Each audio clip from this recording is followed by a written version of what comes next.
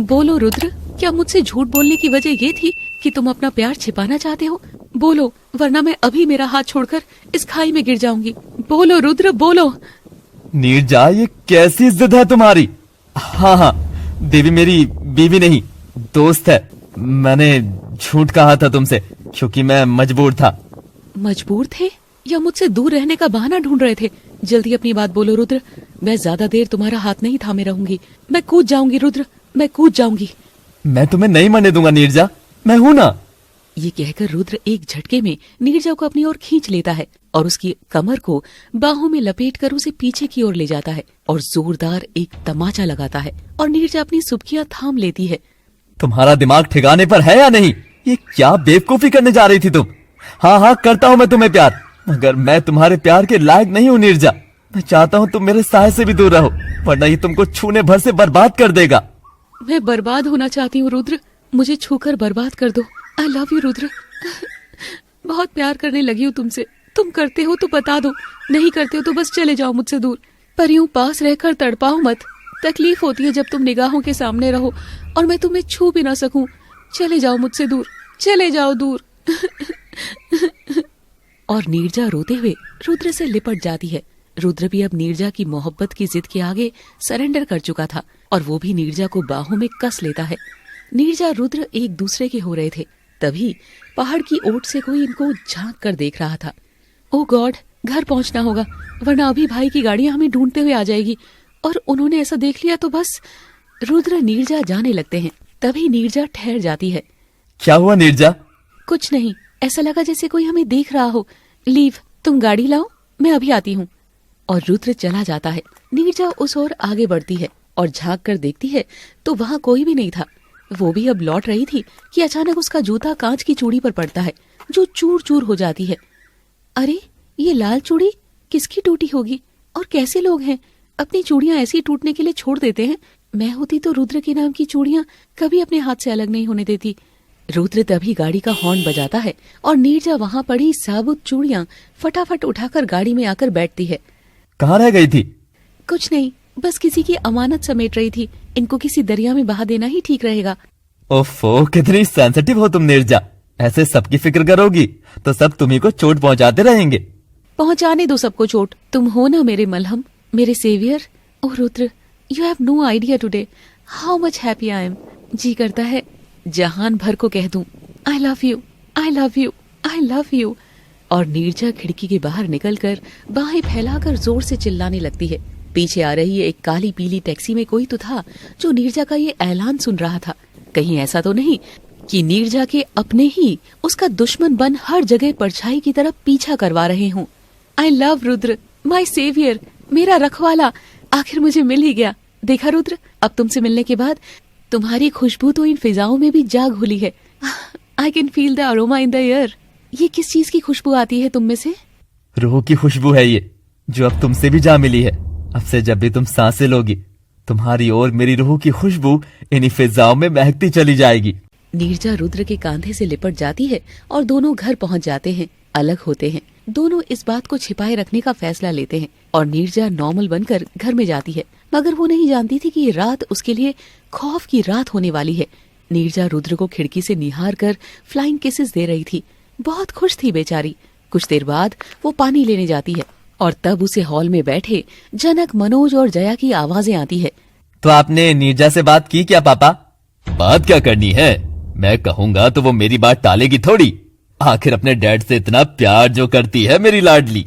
और फिर अगर उसे कहेंगे तो हर बार की तरह फिर से मुंह बनाकर मना ही करेगी। इसीलिए मैं तो कह रही हूँ मनोज, तुम लड़के वालों को कल ही बुला लो और इसकी शादी फिक्स कर दो। एक बार बेटी की शादी हो जाए फिर हम तीनों अमेरिका शिफ्ट हो जाएंगे। हाँ, एकदम सही कह रही हो तुम। मुझे ज्यादा डर नीरजा का ही लगता है। मैं कल ही मेरे खास दोस्त के परिवार को बुला लेता हूँ। तुम नीरजा से इस बारे में कोई जिक्र मत करना अभी। नीरजा परिवार की ये प्लानिंग सोचकर सकपका गई थी। वो जैसे तैसे दम भरकर कमरे तक लौटती है। उसकी आंख से लुढ़कते मोटे आंसू के नीचे उसकी सुबकियां भी दब गई थी। डैड ने एक बार भी ये नहीं कहा कि नीरजा को भी अपने साथ ले जाएंगे। सब पहले मुझे ठिकाना लगाना चाहते हैं ताकि खुद इंडिया छोड़ सकें। क्या मैं इतना भारी बोझ हूं उनके सर पर? और ये होते कौन है मेरी शादी मेरी मर्जी के बिना करने की? ये तो मैंने अभी तक इनको रुद्र के बारे में बताया नहीं, वरना नीरजा देखती है कि रुद्र खिड़की के बाहर नहीं है। ये देखकर वो और ज्यादा घबरा उठती है।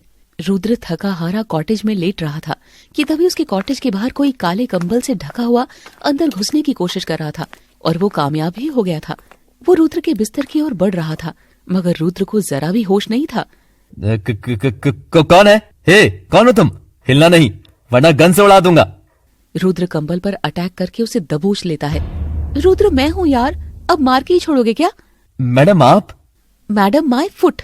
नींद से जागो और भागो मेरे प्यारे, मैं तुम्हें भगाने आई हूँ। क्या भागूं? पर क्यों भागूं? आई मीन हुआ क्या है? मेरे डैड और माँ भाई सब मिलकर मेरी इस हफ्ते ही शादी करा देंगे। अगर मैं और तुम नहीं भागे तो मुझे मार डालो, फिर तुम, हाँ, या तो भागो नहीं तो यही मार डालो। बस 2 ही ऑप्शन है। रुद्र एकदम सुन्न हो गया था। वो वहीं बैठ जाता है। उसे कुछ समझ नहीं आ रहा था। मैंने फैसला कर लिया नीरजा, मैं ये नहीं करूंगा। मैं अपनी ड्यूटी से गद्दारी नहीं करूंगा।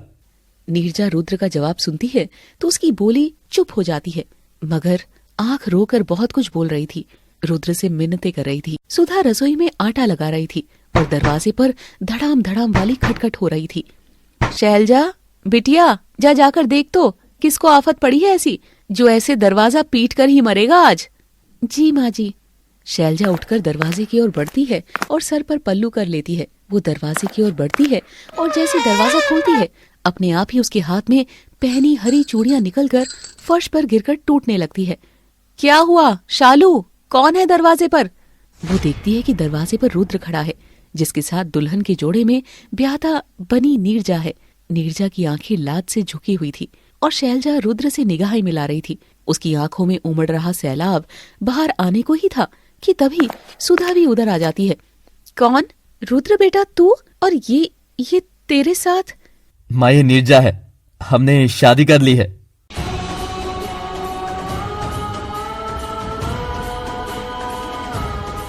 नीरजा रुद्र का फैसला सुनकर जान गई थी कि उसके लिए कितना मुश्किल भरा होगा ये सब। इसीलिए वो रोते हुए कॉटेज से बाहर जाने लगती है। वहीं रुद्र अपने दोनों हाथ भींचकर कुछ तो सोच रहा था। क्या करूं, क्या नहीं करूं? ये सब तो मैंने नहीं चाहा था। तू किसी और मकसद के लिए आया था यार रुद्र। अपने परिवार की उम्मीदें कैसे तोड़ सकता है तू? लेकिन अब मेरे पास दूसरा क्या विकल्प है?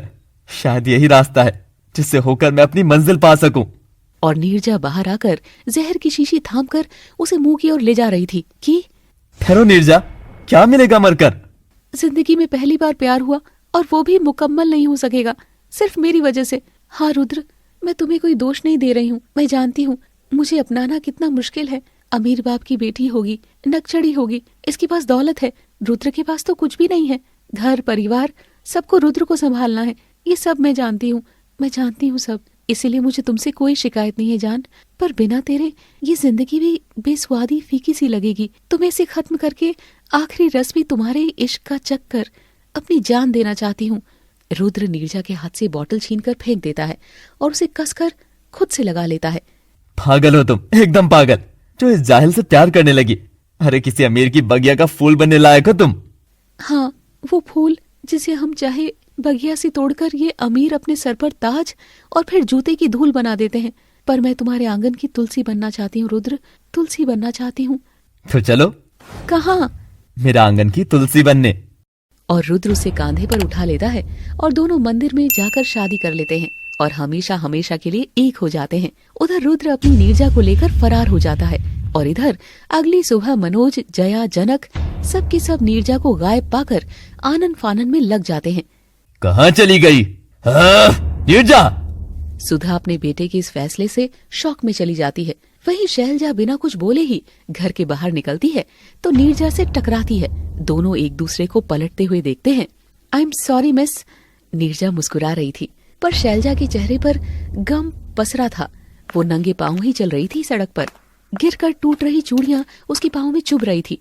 वो एक घर के सामने आकर रुकती है और उसके अंदर चली जाती है। फर्श पर उसके खून के छापे बनते जा रहे थे।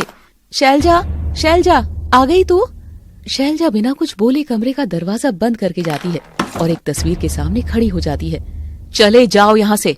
सुधा अपनी कड़क आवाज में रुद्र को धमकाते हुए उसके घर का दरवाजा रुद्र और नीरजा के मुंह पर धड़ाम से बंद कर देती है। शैलजा की आंख का पानी उस तस्वीर से बहुत कुछ कह रहा था, जिस तस्वीर में शैलजा के साथ रुद्र खड़ा था और शैलजा दुल्हन की तरह उसके साथ थी। आखिर कौन है शैलजा और क्या रुद्र ने कोई चाल चली है? क्या कहानी है इस संगम की? जानने के लिए आपको देखते रहना होगा इश्क की जबरदस्त रोमांच वाली ये कहानी। आशिक बनाया आपने केवल लव सिटी पर। Please comment your views on this part and wait for the next. Till then, do like, share, subscribe and go to the fashion link given in the description box. Thanks.